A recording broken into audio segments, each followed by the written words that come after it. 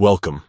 Today, I'm going to show you how to reset your profile visibility settings on the Pinterest app when using it on a PC, especially with the new update.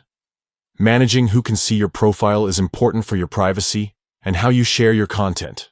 So let's walk through the steps to get this done quickly and easily. First, open the Pinterest app on your PC and make sure you're logged in to your account.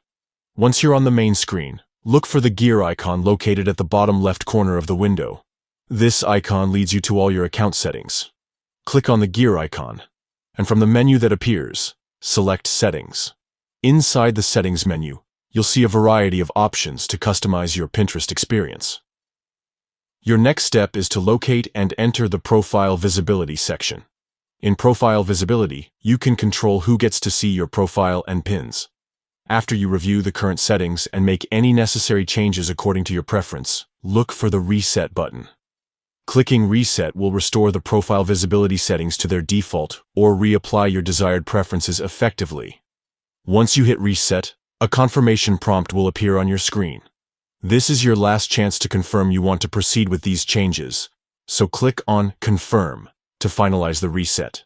And just like that, you have successfully reset your profile visibility settings on Pinterest using your PC.